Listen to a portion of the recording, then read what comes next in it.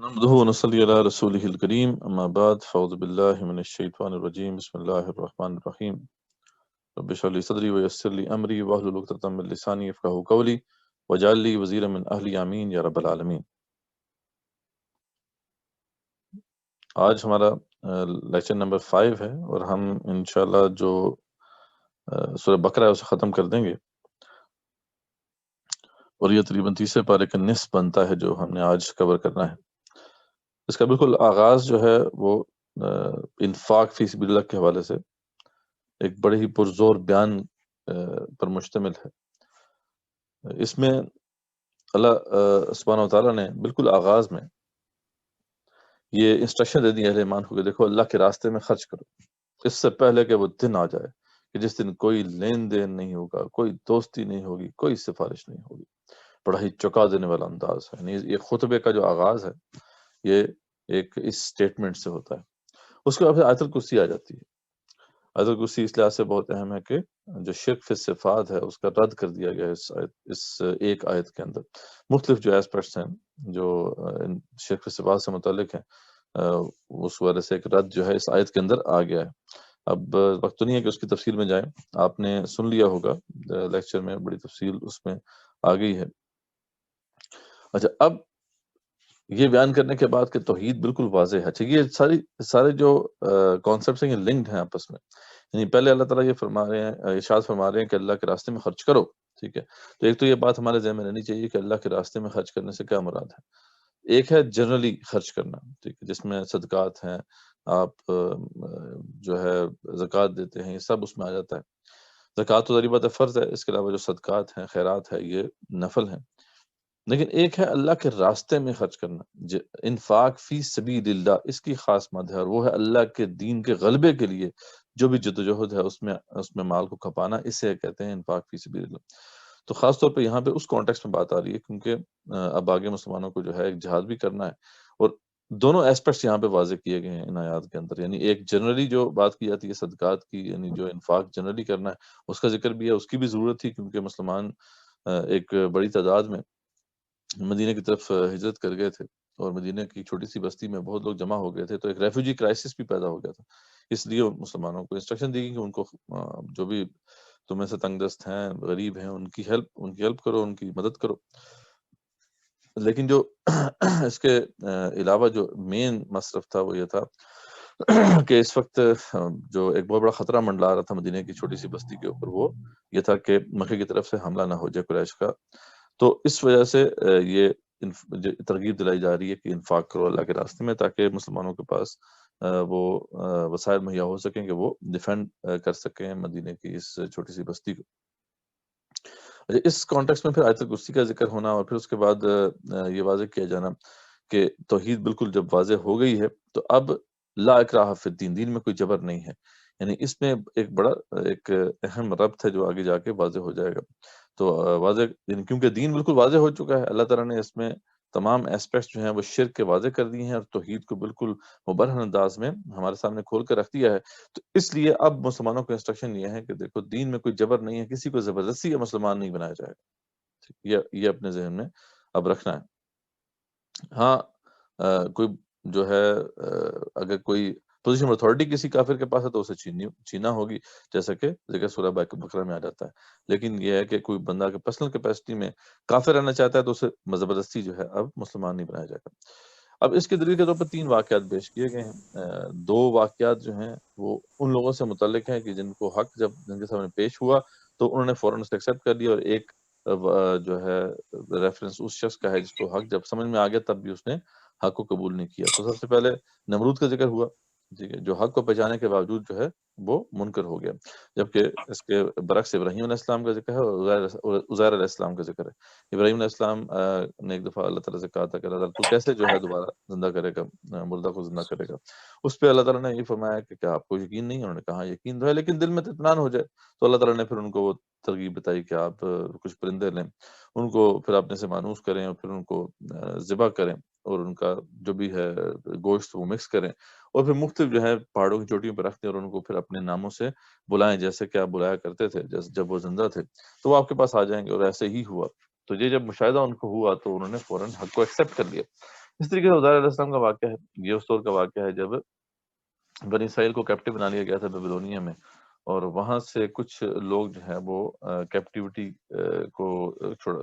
سے جان چھڑا کر واپس یروشلم کی طرف آئے تھے، ان میں سے عزیر علیہ السلام بھی تھے۔ یہ جب واپس آئے تو یہاں پر یہ بیسیکلی بخت نصر کا حملہ تھا جس نے یروشلم کی اینٹ سے اینٹ بجا دی تھی۔ تو جب واپس آئے تو انہوں نے دیکھا کہ یہاں پہ تو کوئی جو ہے گھر اپنی چھت پر نہیں کھڑا ہوا، تو اس پہ انہوں نے کہا تھا کہ اللہ تعالیٰ کیسے تو اس مردہ بستی کو زندہ کرے گا۔ اس پہ اللہ تعالیٰ نے پھر ان کو 100 سال کی موت دے دی تھی، اور اس کے بعد جب ان کو اٹھایا تو پھر ایک مشاہدہ بھی ان کو کروایا کہ ان کا جو کھانا تھا وہ بالکل اسی طریقے سے فریش تھا جیسے 100 سال پہلے تھا، لیکن جو ان کا گدا تھا وہ بالکل یعنی ہڈی بن چکا تھا، یعنی وہ مر کھپ گیا تھا۔ اس پہ پھر اللہ تعالیٰ نے ان کو دوبارہ سے اٹھا کر اور پھر یہ مشاہدہ کروایا کہ دوبارہ سے جو ہے وہ گدا اپنی اصل شکل میں واپس آیا۔ تو اس سے انہیں بھی واضح ہو گیا کہ بالکل جو ہے اللہ تعالیٰ دوبارہ مردہ قوم کو بھی زندہ کر سکتا ہے، اور مردگی کے بعد زندگی دینا یہ بارہ اللہ تعالیٰ کے اختیار میں۔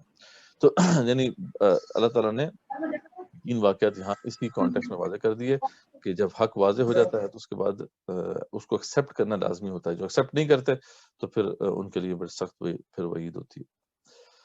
اچھا، اس کے ساتھ پھر اس کانٹیکس میں بات ہو رہی ہے جو لوگ اللہ کے راستے میں خرچ کرتے ہیں، یعنی اللہ تعالیٰ کے دین کے غلبے کے لیے خرچ کرتے ہیں تو اس کا اجر 700 گنا ہے، ٹھیک ہے جی، 700 پلس ہے، اور جس کو چاہیں تو اس سے زیادہ بھی دیں، یعنی اس سے زیادہ منافع بخش جو ہے وہ کوئی خدا نہیں ہے۔ دنیا میں کوئی بھی جو ہے بزنس آپ کو اتنا زیادہ پروفٹ نہیں دے سکتا، نہ کوئی بینک آپ کو اتنا انٹرسٹ دے سکتا ہے۔ یہ 700 پلس پروفٹ ہے، اور یہ تو صرف ایک بیسک فگر ہے، اس کے علاوہ جس کو اس سے زیادہ دے تو یہ سب جو ہے جہاد فی سبیل اللہ کے حوالے سے ہے، یعنی اس مصرف میں خرچ کرنا، اللہ کے دین کے غلبے کے لیے کی جانے والی جدوجہد ہے اس میں خرچ کرنا، یہ اس مد میں آتا ہے۔ اس کے علاوہ جنرلی جو انفاق ہے وہ تو ہم نے ذکر کر ہی دیا، اور جو لوگ بھی اللہ کے راستے میں خرچ کرتے ہیں اللہ فرماتا ہے اس کے بعد احسان نہیں جتلاتے۔ اب یہ ہے جو جنرک بات ہے، ایک تو ہوگی نا وہ ایک اسپیسیفک بات ہوگی کہ اللہ کے دین کے غلبے کے لیے آپ خرچ کرنا ہے، اور ایک ہے پھر جنرکلی کہ جو لوگ بھی جو ہے مال خرچ کرتے ہیں اور پھر احسان جتلاتے ہیں۔ احسان جتلانا کبیرہ گناہوں میں سے ہے، اس کا خاص ہمیں خیال رکھنا چاہیے کہ کسی کو یا تو مال نہ دے تو بہتر، ٹھیک ہے، اس سے بہتر ہے کہ مال نہ ہی دیں۔ اب مال دے رہے ہیں کسی کو ہیلپ کرنے کے لیے تو احسان نہ جتلائیں، اور لوگوں کو دکھ نہ دیں، تو دونوں کی سخت جو ہے ادھر ممانعت ہے۔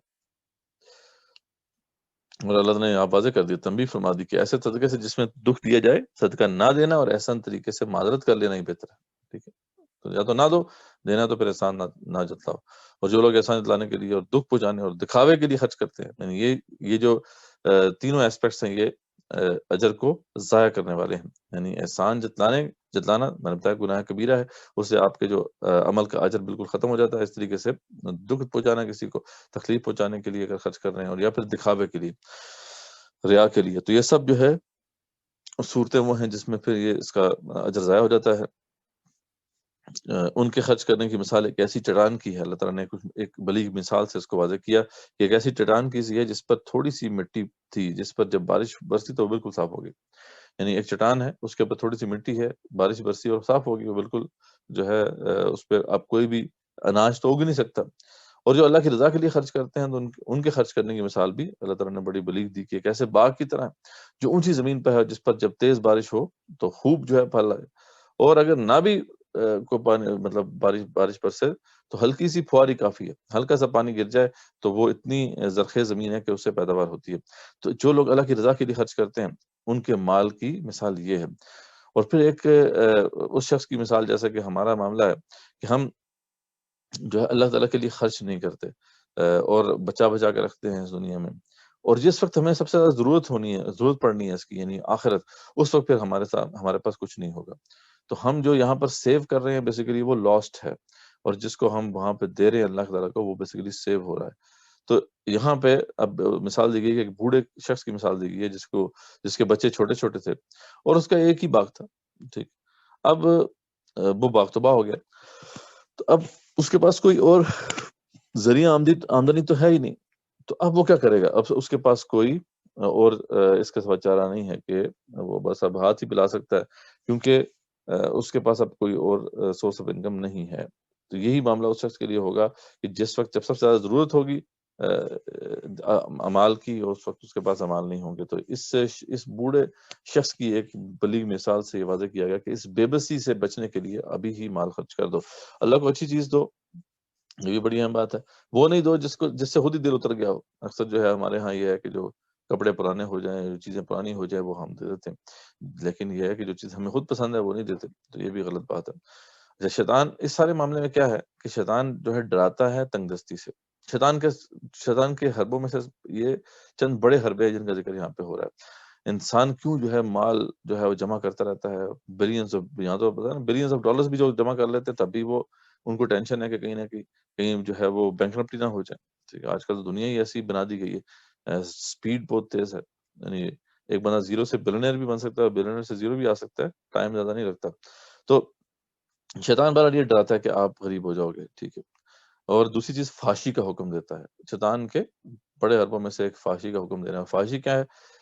جس کے بارے میں قرآن میں آگے لا تقربوا الزنا انہ کان فاحشہ، زنا کے قریب مت جاؤ، یہی فحاشی ہے. کوئی بھی عمل جو زنا کے قریب لے جانے والا ہو، چاہے وہ بے پردگی ہو، چاہے وہ کوئی بھی موسیقی ہو، کوئی ناول ہو، کوئی ڈرامہ ہو، جو بھی، وہ سب جو بھی اس راستے پر لے کر زنا کی طرف جانے والے ہیں اعمال، وہ سب کے سب فحاشی میں آتے ہیں. جبکہ اللہ کی طرف سے اللہ تعالیٰ فرماتے ہیں بخشش اور فضل کا وعدہ ہے. جو اللہ کی راہ میں مال خرچ کر رہے ہیں، اللہ فرماتے ہیں وہی حکیم ہے. اصل میں وزڈم انہی کے پاس ہے. اللہ فرماتے ہیں جس کو حکمت عطا کر دی، اس کو اللہ تعالیٰ نے بڑی خیر کثیر عطا کر دی. غریب ہے، اس سے زیادہ وائز اور کون ہوگا کہ جو اپنے مال کو وہاں سیو کر رہا ہے جہاں پہ صحیح معنوں میں وہ سیو ہو رہا ہے، جہاں صحیح معنوں میں اس کو اس کا فائدہ بھی ہوگا. اور اس سے زیادہ جو ہے وہ ان وائز بندہ وہ کون ہوگا جو شخص جو ہے وہاں پر سیو کرنے کی کوشش کر رہا ہے جہاں بیسیکلی سیو ہونے والا ہے ہی نہیں، جو مال اس کا بیسیکلی ہے ہی نہیں. تو اس کے ساتھ پھر صدقات سے ذکر آئے گا. صدقات کو ظاہر بھی کیا جا سکتا ہے اور چھپا کر بھی دیا جا سکتا ہے. دونوں چیزیں بہتر ہیں، لیکن ہے کہ چھپا کر دینا زیادہ بہتر ہے. اگر مال خرچ کرو تو تمہارا ہی فائدہ. اللہ فرماتے ہیں کہ اس میں تمہارا ہی فائدہ ہے، میرا کوئی آپ جو ہے کوئی فائدہ نہیں کرو گے. اللہ کی رضا کے لیے خرچ کرتے رہو تو وہ اس کا پورا پورا اجر تمہیں لوٹائے گا. تو یہ بڑا ہی بلیغ خطبہ ہے انفاق فی سبیل اللہ کے حوالے سے.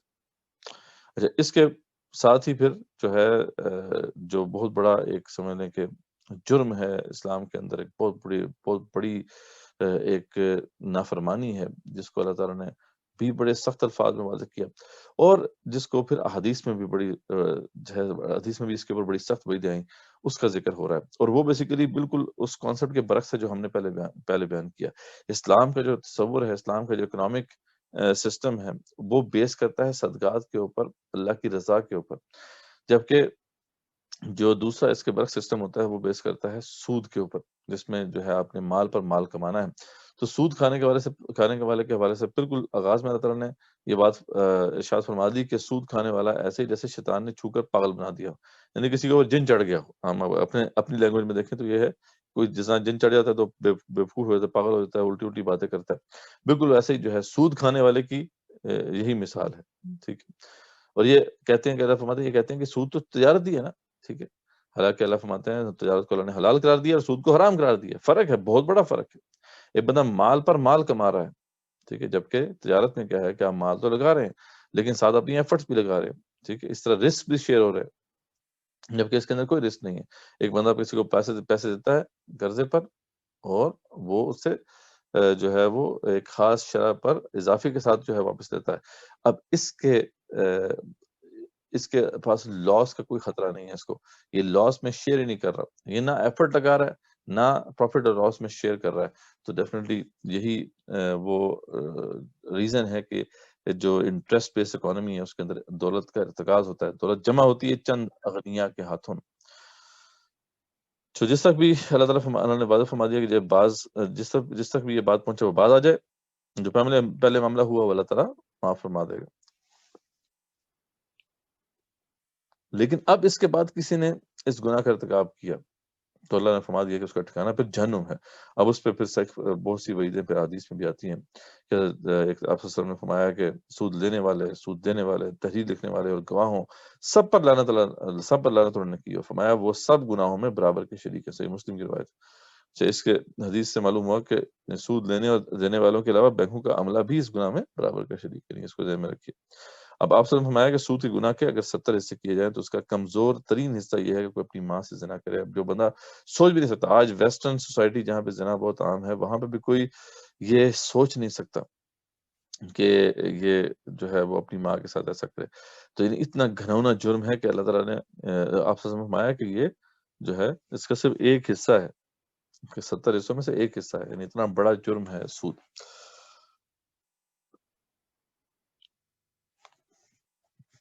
اچھا، پھر وہی بات جو ہم نے پہلے واضح کی کہ اللہ تعالیٰ سود کو مٹاتا ہے. اللہ تعالیٰ چاہتے ہیں کہ سود ختم ہو اور صدقات بڑھیں، ٹھیک ہے، اور ساتھ فرمایا نماز قائم کرو، زکوٰۃ دو، یہ تمہارے معاملات کی درستی کا ذریعہ بنے گا. پھر ایمان والوں کو واضح کر دیا کہ اگر مومن ہو تو سود کا مال جو باقی رہ گیا اسے چھوڑ دو، یعنی ابھی بھی وقت ہے، تم اس سے بعد آ جاؤ. اور یہاں پہ پھر ایک تھریٹ کی گئی، اور ایسی تھریٹ کسی اور حکم کے بارے میں آپ کو نہیں ملتی.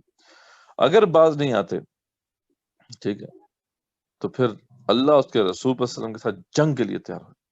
ٹھیک ہے، فَأْذَنُوا بِحَرْبٍ مِّنَ اللَّهِ وَرَسُولِهِ. پھر اللہ اس کے رسول کے ساتھ جنگ ہے تمہاری صلی اللہ علیہ وسلم.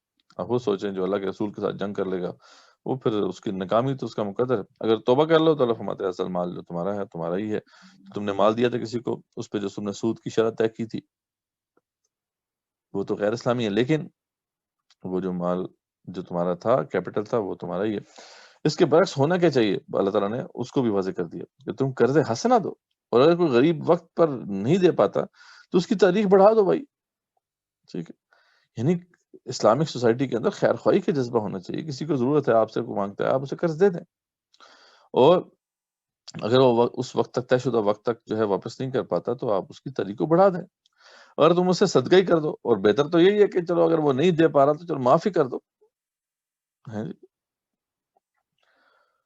تو یہ یعنی کہنے کا مقصد یہ ہے کہ اسلامک جو سوسائٹی ہے اور خاص طور پہ اس کا اکنامک سسٹم، اس میں صدقات کا بڑا ایک رول ہوتا ہے.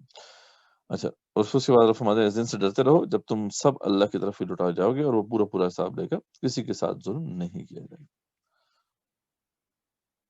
اور اسی وجہ سے جو اکنامک ایکٹیویٹی سے متعلق ہی ایک اہم حکم ہے کہ جو بھی ادھار کا معاملہ آپ کرو تو پھر وہ لکھ لیا کرو.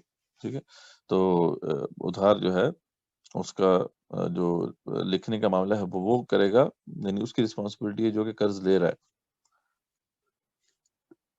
یعنی جو ریسیونگ سائڈ پہ ہے. ٹھیک ہے، تو اس میں قلم بند کروانے کا جو کی ذمہ داری ہے، یعنی اس کو لکھوانے کی ذمہ داری ہے وہ قرض کا بوجھ اٹھانے والے کی ہے. پھر واضح کیا گیا تحریر بالکل واضح ہو، اس میں مبہم اسلوب نہ استعمال کیا جائے. پھر باہمی رضامندی سے جو ہے 2 مسلمان مردوں کو معاملے پر گواہ بنا لیا جائے. اگر 2 مرد نہیں ملتے تو 1 مرد اور 2 خواتین کو گواہ بنا لیا جائے، تاکہ ایک اگر عورت وقت پہ بھول جائے تو پھر دوسری عورت اسے یاد کرا دے. اچھا، اس سے جب بھی آپس میں معاہدہ ہو تو گواہی کی یہ صورت قائم کرنا لازمی ہے. پھر فرمایا گواہوں کو جب بھی طلب کیا جائے وہ ضرور آئیں. گواہوں کو بھی چاہیے کہ اس طرح کے معاملے پر بروقت جو ہے وہ مطلع کریں اور آ کے گواہی دیں. جب فوری لین دین میں اگر معاملہ نہ لکھا جائے تو کوئی گناہ نہیں ہے. یعنی جیسا کہ ٹرانزیکشن چل رہی ہوتی ہیں بزنس مین کے آپس میں، تو وہ روزمرہ کے معاملات ہیں، اس میں اتنا گناہ نہیں ہے. اصل معاملہ یہ ہے کہ جو آپ کسی خاص مدت تک کے لیے جو ہے طے کرتے ہیں. لکھنے والا اور گواہ کسی فریق کو نقصان نہ پہنچائے، اور نہ ہی کوئی فریق ان دونوں کو نقصان پہنچائے. جو کوئی ایسا کرے گا وہ اپنے فاسق ہونے کا ثبوت خود ہی دیتے. ٹھیک ہے، تو یہ ایک اہم بات تھی جو ہے قرض حسنہ سے متعلق ہے یا قرض جو ہے لینے کے متعلق ہے. اچھا، اس میں ایک اور سینیریو بھی آ سکتا ہے کہ آپ کی سفر پر ہیں، وہاں پر آپ کسی کو ادھار دے رہے ہیں تو آپ کیسے ٹرسٹ کریں اس کے اوپر. تو اس کا طریقہ یہ ہے کہ پھر وہ گروی رکھوائے، کوئی چیز آپ کے پاس گروی رکھوائے، اور جب وہ واپس کرنا ہے تو آپ وہ چیز اسے واپس لوٹا دیں.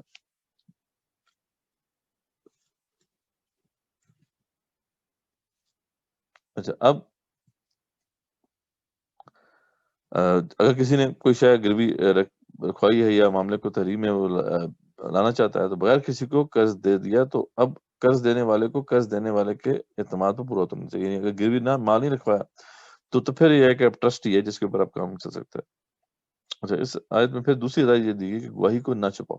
جو کوئی حرکت کرے گا وہ ضمیر کا پھر مجرم. اللہ تعالیٰ جانتا ہے کہ معاملات کی اصل حقیقت کیا ہے. یہاں گواہی چھپائی گئی تو آخرت میں تو ہر بات ظاہر ہو ہی جائے گی، اور وہاں بلا عذر گواہی چھپانے والوں کو رسوائی کا سامنا کرنا پڑے گا. تو یہ جو ہے اس سے متعلق ہے احکامات. اور اس کے بعد پھر لاسٹ مقام آ جاتا ہے، اور یہ بہت اہم آیات ہے.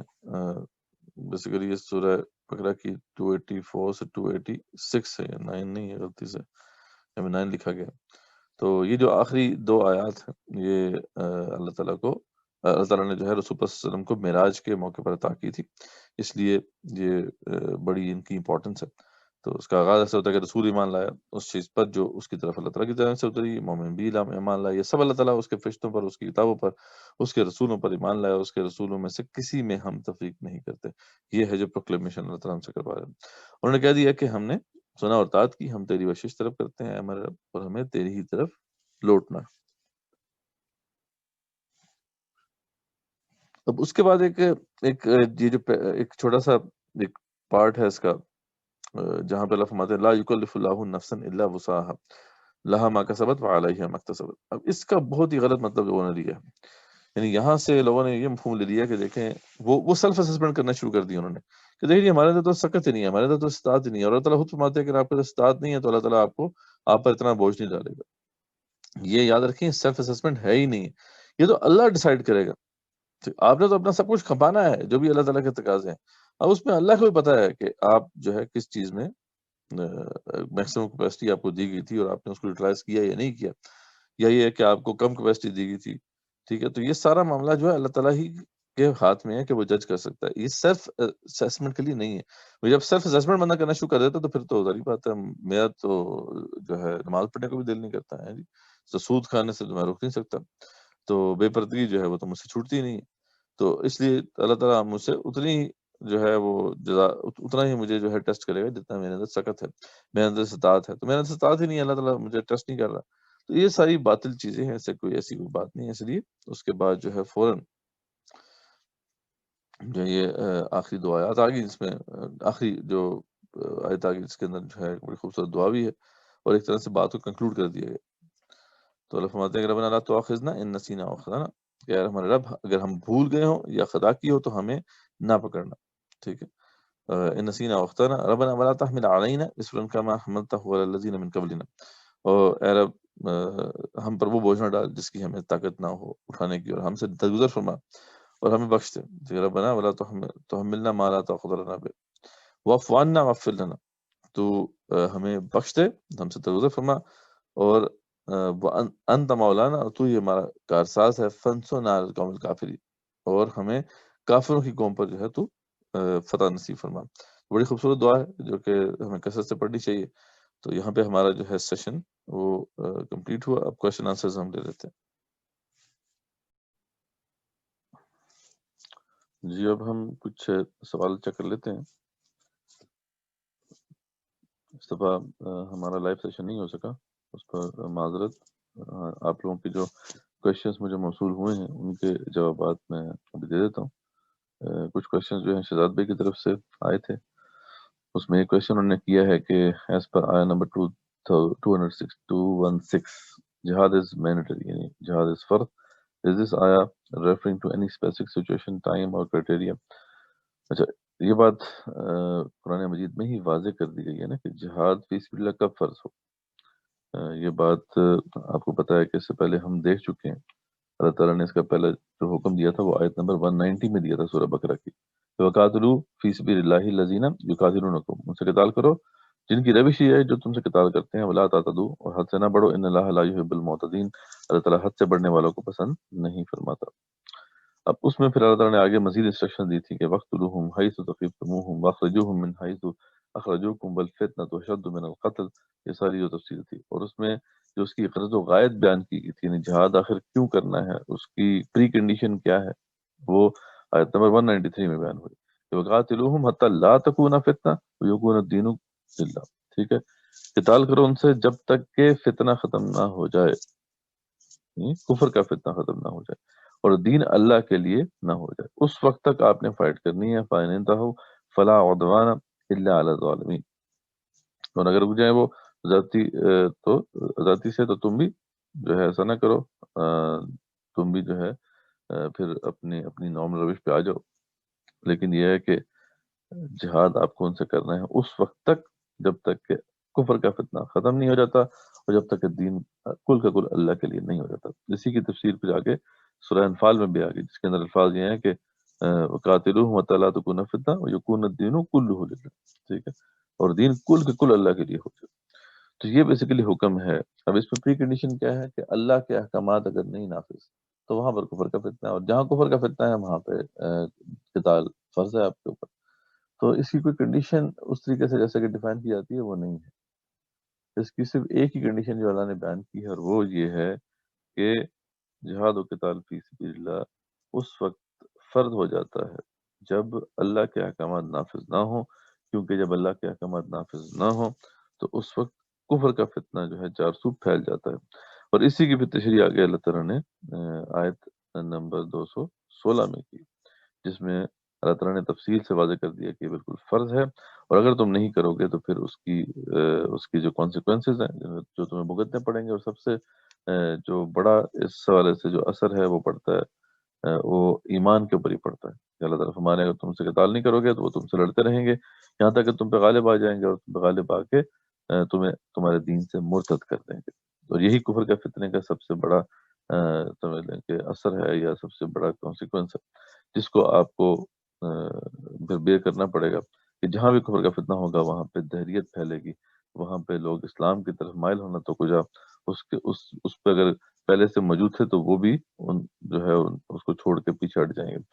تو اس لیے یہی اس کی پری کنڈیشن ہے. دوسری جو بات آپ نے کی کہ دس جہاز اوبلیگیٹری فار کلیکٹیوٹی اور ایوری ون، یس یہ ایک اجتماعی ذمہ داری ہے، یہ ہمیں بحث مجموعی یہ کام کرنا ہے. لیکن ڈیفینیٹلی جب تک یہ کام نہیں ہو جاتا یہ ہم سب پر اس کا وبال ہے، اور ہم سب اس کے جواب دہ ہیں.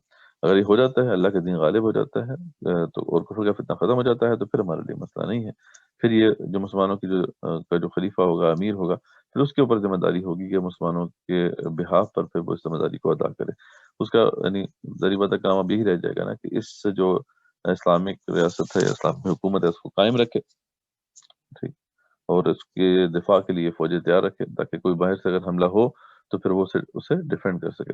اصل میں یہی سارا مسئلہ ہے نا، جہاں سے یہ بحث چھڑ جاتی ہے. جو کوشچنز شہزاد بھائی نے پوچھے اس کا بیک گراؤنڈ اصل میں یہی مسئلہ ہے کہ جب اسلامی حکومت قائم ہو گئی، جب مسلمانوں کی خلافت قائم ہو گئی، اس کے بعد پھر اب تو یہ بحث رہی نہیں تھی کہ اسلام غالب کرنے کے لیے جدوجہد کرنی ہے، کیونکہ اب تو بحث یہ تھی کہ جو اسلامی ریاست ہے اس کو ہم نے پروٹیکٹ کرنا ہے. تو وہ جسے کہتے ہیں دفاعی جہاد، یعنی اسلامی ریاست کے دفاع کے لیے جہاد، پھر وہی جہاد فی سبیل اللہ رہ گیا تھا. ٹھیک ہے جی، کیونکہ جب اللہ کے احکامات نافذ ہو ہی گئے ہیں تو پھر اب مزید تو جہاد وہاں پہ نہیں ہوگا نا سوسائٹی میں. ہاں، اس کو پروٹیکٹ کرنے کے لیے بہرحال جہاد ہوگا جب بھی ضرورت پڑے. اور اس پہ تمام فقہا جو ہے متفق ہیں کہ اگر کسی اسلامی حکومت کے اوپر باہر سے حملہ ہو جائے اور اس کی جو سٹینڈنگ آرمیز ہیں وہ ڈیفینڈ نہ کر سکے، ٹھیک ہے، تو پھر یہ پوری سوسائٹی کے اوپر فرض ہو جاتا ہے، اور یہ فرض عین ہو جاتا ہے ہر شخص کے اوپر کہ وہ کھڑا ہو اور ہر ممکن کوشش کرے کہ یہ جو اسلامی ریاست ہے اس کا دفاع اس کو ممکن بنایا جا سکے. تو یہ بات ہمارے ذہن میں رہنی چاہیے کہ آج دین مغلوب ہے، آج دین قائم ہے ہی نہیں، تو اس کو قائم اب کرنا ہوگا، اور یہ فرض ہے امت کے اوپر. ہاں، یہ کہ ایک فرد کے ہاتھ میں تو نہیں ہے کہ وہ ایسا کر سکے، کسی اجتماعیت کے ساتھ اسے جڑنا پڑے گا، یا تو خود کوئی اجتماعیت جو ہے ترتیب دینی ہوگی، یا کسی موجودہ اجتماعیت سے جڑنا ہوگا، تبھی یہ فرض ادا ہوگا. ورنہ اگر ہم کہتے ہیں کہ ہم اکیلے کر لیں گے تو پھر یہ خام خیالی ہے، اور یہ اپنے ساتھ بھی دھوکہ ہے، اللہ کے ساتھ بھی دھوکہ ہے. اور یہ جو بات آپ نے کی کہ جہاد کیا یہ فرض ہے فار آل ٹائمز، یس، جب اللہ کا حکم ہے تو اس کو مقید نہیں کیا جا سکتا. یاد رکھیں دین کا بڑا اہم اصول ہے، دین کے کسی حکم کے اوپر کوئی کنڈیشن لگانی ہے تو وہ اللہ لگا سکتے ہیں یا اس کے رسول لگا سکتے ہیں صلی اللہ علیہ وسلم. اس کے علاوہ اور کسی کو یہ حق حاصل نہیں ہے کہ وہ اللہ کے کسی حکم پر کوئی اور کنڈیشن عائد کر دے. ٹھیک ہے، کئی ایسے احکامات ہیں جو اللہ تعالیٰ نے لوکیشن باؤنڈ کیے ہیں، کئی ایسے احکامات جو اللہ تعالیٰ نے ٹائم باؤنڈ بھی کیے ہیں، لیکن وہ اللہ نے خود بتائے. اور باقی جو ہے اللہ تعالیٰ نے جن کو ٹائم باؤنڈ نہیں کیا اور لوکیشن باؤنڈ نہیں کیا وہ ہمیشہ رہیں گے تاکہ ہمیں قیامت رہیں گے، اور کسی کا رائٹ نہیں ہے کہ وہ اس کے اوپر کوئی کنڈیشن لگا سکے. اچھا، when this ayah 216 came at that time, Ummah had only one caliph for leader, and now Ummah is distributed into nations, even it is not recommended in Islam. In current situation, how everyone or an individual can fulfill this mandatory jihad. بالکل وہی بات ہے کہ مسلمانوں کا خلیفہ نہیں ہے، مسلمانوں کا لیڈر نہیں ہے، دین مغلوب ہو چکا ہے، تبھی تو ظاہری بات ہے جہاد کرنا ہے فی سبیل اللہ۔ تو اگر تو مسلمانوں کا اگر لیڈر ہوتا تو پھر تو ہم پہ فرض ہی نہ ہوتا، پھر تو اس کے اوپر فرض تھا، وہ یہ ذمہ داری ادا کرتا رہتا۔ ابھی وہ نہیں ہے تبھی تو ہم پر یہ فرض ہے۔ فرض کی پریریکوزٹ یہ ہے کہ ایک اجتماعیت وجود میں آئے، ایک آرگنائزیشن وجود میں آئے، کیونکہ آرگنائزیشن کے بغیر یہ کام نہیں ہو سکتا۔ تو آپ کو بھی یہ دیکھنا ہے، یا تو کوئی آلریڈی آرگنائزیشن کو موجود ہے جو اس کام کے لیے لگی ہوئی ہے، اسٹرگل کر رہی ہے، تو آپ اس کا دیکھ لیں، اس کی قیادت کو دیکھ لیں، اس کے ساتھ شامل ہو جائیں، اور یا پھر یہ ہے کہ آپ اپنی جو ہے وہ جماعت خود بنائیں، اجتماعیت ترتیب دیں اور اس فرض کی ادائیگی شروع کریں۔ اور تیسرا آپشن ہمارے پاس اور کوئی نہیں ہے۔ ٹھیک ہے، ہوپ فلی یہ چیزیں کلیئر ہو گئی ہوں گی جہاد و قتال فی سبیل اللہ کے حکم سے متعلق۔ ویسے تو ہم نے لیکچر بھی بڑی تفصیل سے کور کیا ہے، اور میں نے جو آپ کو ویڈیوز شیئر کی تھی آپ سے، اس کے اندر بھی بڑی تفصیل سے اس کو واضح کیا ہے۔ خیر، اس کو مزید بھی دیکھ لیں گے، آئندہ جو ہمارا سیشن ہے اس کے اندر بھی اس کو ہم کور کر لیں گے۔ اس کے بعد آتا ہے کویشچن کے سورہ نمبر، سورہ بقرہ میں آیت نمبر 270 میں نظر کا ذکر ہے۔ جی، تو نظر ماننے کے بارے سے پوچھا گیا ہے۔ تو نظر ماننا بہرحال جائز ہے، لیکن اس کی شرط یہ ہے کہ نظر جو ہے وہ ایک تو اللہ تعالیٰ سے مانی جائے، اور دوسرا ہے کسی حلال کام پہ مانی جائے۔ ٹھیک ہے، حرام کام پہ نہ مانی جائے، وہ تو پھر اس کی کوئی حیثیت نہیں ہے۔ اگر کوئی بندہ کہتا ہے کہ اگر اللہ تعالیٰ مجھے تم نے فلاں چیز عطا کی تو میں نظر کے طور پر 100 نفل پڑھوں گا، یا میں جو ہے کوئی 10,000 جو ہے وہ صدقہ کروں گا۔ تو یہ جو صورتیں ہیں نظر کی بالکل جائز ہے۔ ٹھیک ہے، اور لیکن یہ ہے کہ یہ لازمی ہے جس کے اوپر نظر ہو، یعنی جس نے اللہ سے وعدہ کیا پھر اس کو پوری بھی کرے، کیونکہ اگر وہ پوری نہیں کرتا تو پھر گناہ گار ہوگا۔ تو اس لیے اس کا ورنہ پھر کفارہ ادا کرنا پڑے گا۔